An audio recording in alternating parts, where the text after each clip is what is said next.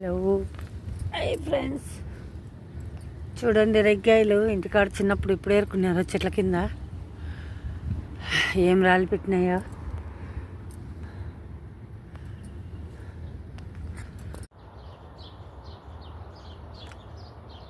చూడండి రేగి చెట్టు ఎలా కాసిందో, గొల్లలు గొల్లలు కాసింది. ఏం ఈరగ్ కాసిందో చెట్టు.